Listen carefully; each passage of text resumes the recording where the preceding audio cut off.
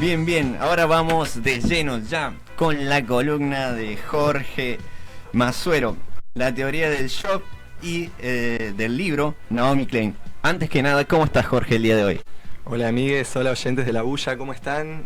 Yo muy bien, con ganas de que charlemos un poco de Naomi Klein, de sus trabajos enfocados específicamente en la doctrina del shock. Pero bueno, primero contarles quién es Naomi Klein muy rápidamente, esto es googleable, como diría el ex candidato a presidente Massa. Es una periodista, escritora, activista canadiense que tiene 53 años, nació en el 70 y se dedicó al estudio de lo que ella llama capitalismo desregulado o capitalismo salvaje de los últimos tiempos. Este capitalismo tardío que busca de nuevo poner en agenda las ideas de libre mercado, un montón de ideas que hoy escuchamos y que conocemos. ¿De qué se ocupa ella en este libro, La doctrina del shock? De historizar cómo fue que las ideas que se originan en la escuela de Chicago, ya lo vamos a ir viendo, tomaron al mundo y se naturalizaron. Bueno, hay que hablar también que todo lo que dice en ese libro, bueno, y no sé si vas a hablar del documental, tiene toda la vigencia, ¿no? Total. Con este señor de peluquín. Absolutamente, es súper interesante, también nos convoca y lo podemos vincular con la salud mental, cómo inician estos experimentos, cómo inicia la historia. Ella lo ubica muy precisamente en un experimento que se hizo en la Universidad de McGill en el 51, que la verdad deberíamos decirle Universidad McGill porque altos giles los que hicieron el experimento. Seleccionaron una serie de sujetos y los sometieron a privación sensorial para ver qué onda. Pero ¿quién financiaba este estudio?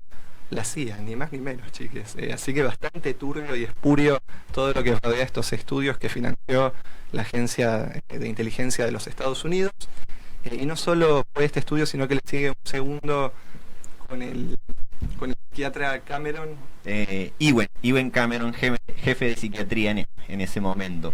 Bien, ¿qué hacía Cameron? A pacientes muy entrecomillado estos psiquiátricos, o en realidad podríamos decir psiquiatrizados por el discurso médico, les sometía a terapias de electroshock, terapias electroconvulsivas, en las cuales buscaba borrar todo el pasado, dejar la mente en blanco, y a través del electroshock y terapias de sueño inducidas por el consumo de psicofármacos, largos periodos de sueño de 20 horas, después se los sometía a repetición de frases donde buscaba inculcar una nueva idea.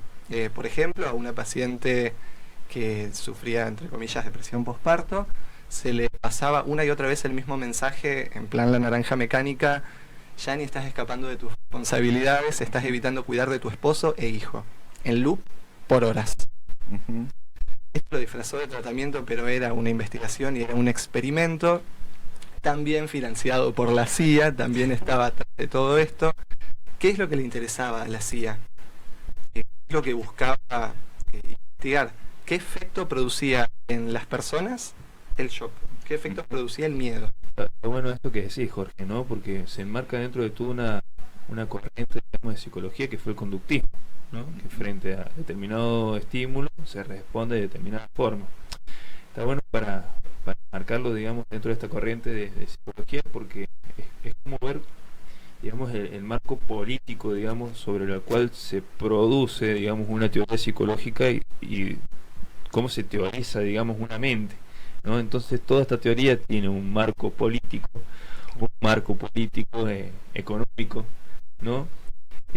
Y eso también está bueno para ir pensando cómo se piensa, digamos, el psiquismo, cómo se piensa la salud mental, también enmarcado dentro de ciertas políticas, ¿no? Interesante lo que dice Ian, esto de querer traer un modelo que es este modelo neoliberal con el que estamos conviviendo hoy en día. Porque está absolutamente vinculado. Ya vamos a ir llegando, pero ¿por qué la CIA financiaba estos estudios? Le sirvió de inspiración, por ejemplo, para un manual que es muy famoso y muy conocido, que es un manual de contrainteligencia, en el que avalaban diversas técnicas de tortura, que les van a sonar conocidas por lo que se aplicó en la última dictadura militar en Argentina, como posiciones de estrés que consistían en dejar a personas colgadas boca abajo por horas, la inducción de fobias, el maltrato físico, el uso de picanas eléctricas, ahogamiento por intervalos, en fin, prácticas de tortura que les llevaron a descubrir, qué fue lo que descubrieron con estos experimentos de tortura, que generaba un shock tan grande, un shock psicológico tan grande en las personas, que para evitarlo los sujetos tendían a obedecer más a las órdenes del torturador.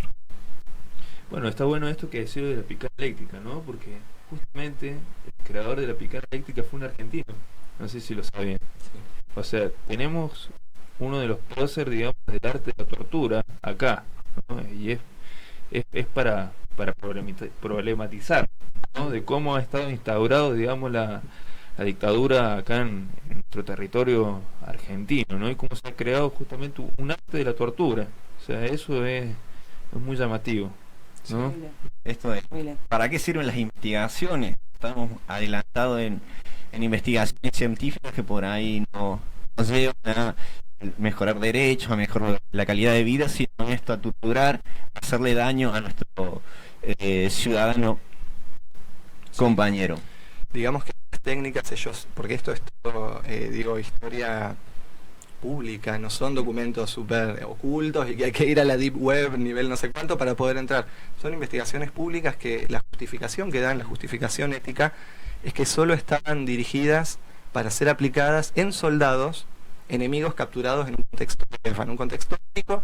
Entonces podían conseguir a través de estas técnicas cierta información, cierta ventaja. Esa es la justificación. ¿Qué se hizo? Se aplicó a escala masiva a cualquiera que se opusiera a las ideas económicas que querían imponer los regímenes que llevaron adelante estos métodos de tortura.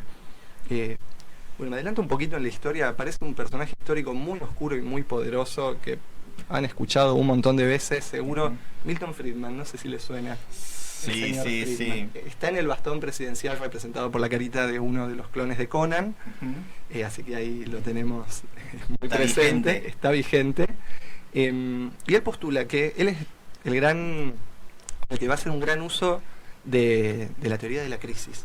Él postula que solo a través del shock económico se podría llevar a que las grandes masas acepten una reforma profunda y así poder imponer un capitalismo desregulado y salvaje.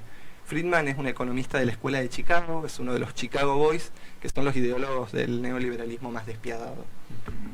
Bueno, está bueno, Jorge, esto que decís, ¿no? Del neoliberalismo. Es una nueva reforma, digamos, un liberalismo que ya estaba puesto en marcha, ¿no? O sea, es una nueva vuelta de tuerca, digamos, con una nueva formación a partir de una teoría de Adam Smith, ¿no? Entonces esto para tenerlo en cuenta, ¿no? Es una nueva formulación. Yo en esa línea traigo lo que es el también, no sé, conocido consenso de Washington, que de consenso no tuvo nada y que fue más o menos medidas impuestas, medidas económicas, que lo que hacía era perjudicar a la mayoría en pos de recuperar la tasa de ganancia de esos pocos. O sea, cobrarle a la mayoría los costos de la crisis.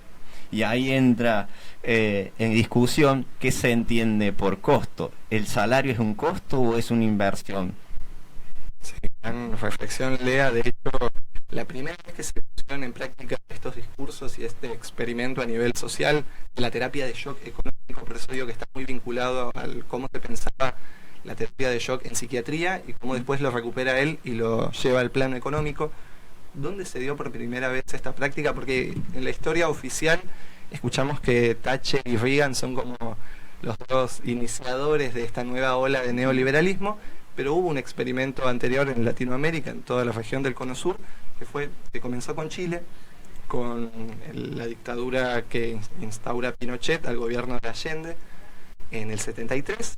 Había todo un clima de revolución después de la Revolución Cubana.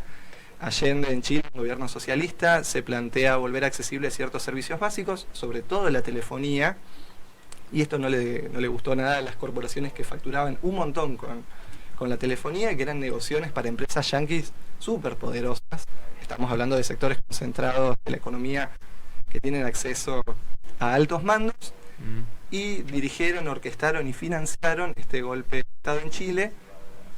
Que ¿cuál fue el principal objetivo? Pinochet puesto a dedo por Nixon, presidente de Estados Unidos. El objetivo era seguir a rajatablas todas las políticas que le dictaron los Chicago Boys y el mismísimo Milton Friedman desde Estados Unidos en favor de sus negocios, como decía Lea, y no en favor del pueblo chileno. Hay una carta de Friedman que voy a rescatar después de ya un año donde impusieron todo este libre mercado. La inflación no bajaba del 700% y ya habían duplicado el desempleo. como para que escuchemos el paralelismo absoluto que hay con lo que está sucediendo hoy, Friedman decía: un programa de shock como este podría eliminar la inflación en cuestión de meses. También fundaría las bases necesarias para lograr la solución de su segundo problema, la promoción de una efectiva economía de mercado libre. Este no es un problema de reciente origen, sino que surge de tendencias al socialismo que comenzaron hace 40 años y que alcanzaron su terrible clímax durante el régimen de Allende.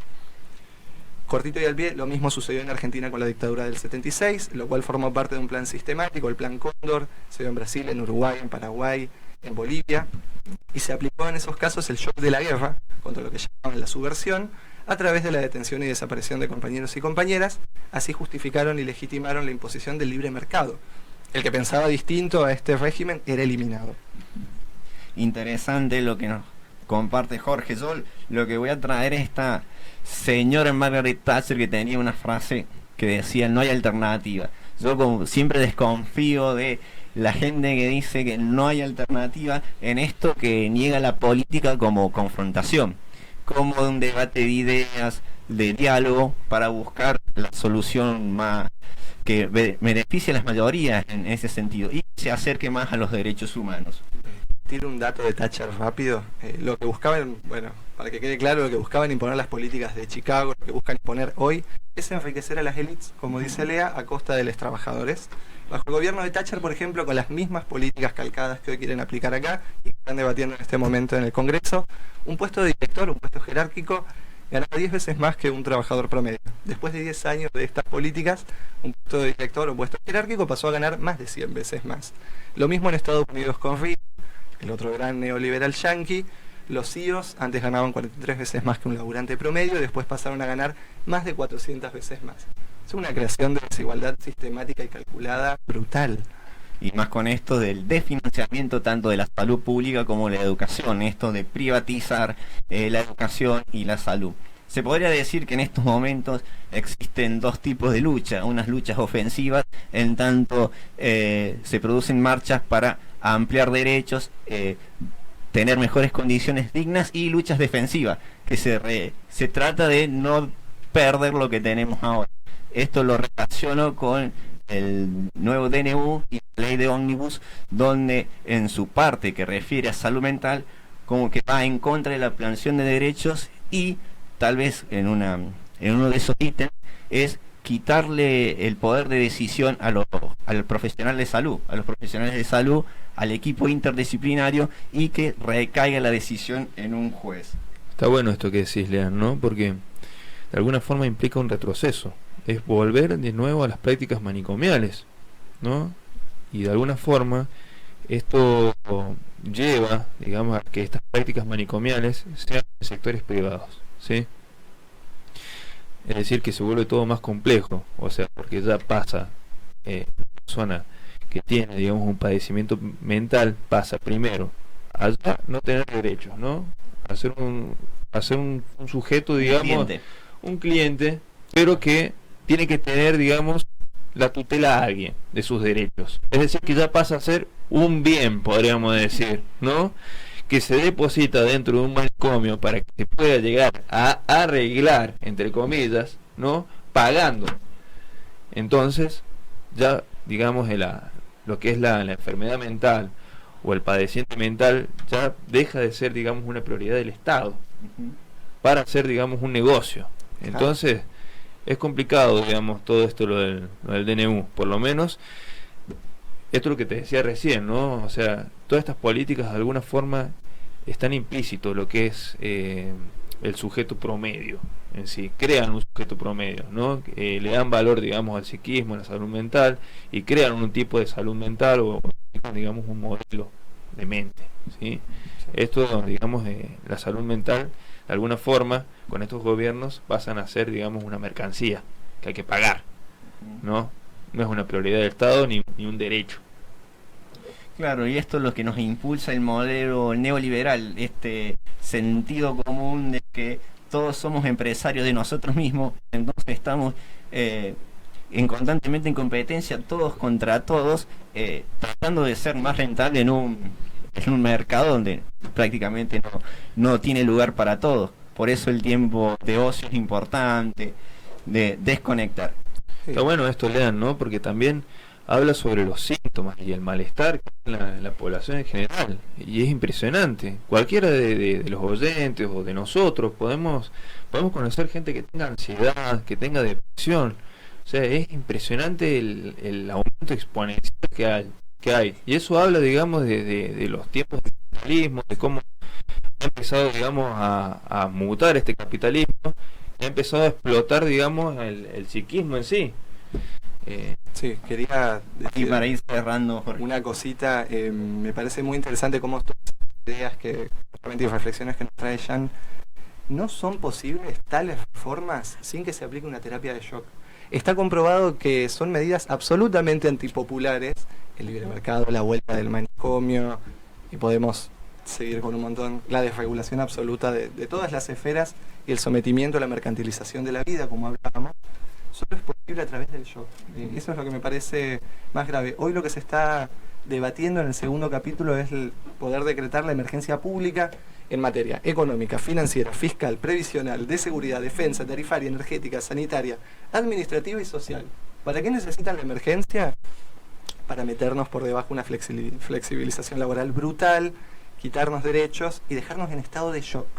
¿Cómo sabemos que estamos en shock? Dice Naomi Klein, con esto cierro, cuando perdemos las narrativas que nos sostienen, cuando nos olvidamos de la historia. Y una gran manera de enfrentar el shock, dice la autora, es estar advertidos de la maniobra misma de imposición para dejar de creerles, para no tener el factor sorpresa que tanto nos paraliza y desde ahí, bueno, salir a pelearla y salir a defender los intereses del pueblo. Genial, gracias compañeros, gracias Jorge por esta columna, gracias Jan por los aportes, gracias a todos. Espero que lo hemos dejado pensando y vamos con el tema musical que Nadie es Cultura del Indio Solari. Ahí vamos. Y seguimos con esto que es Alto Mambo.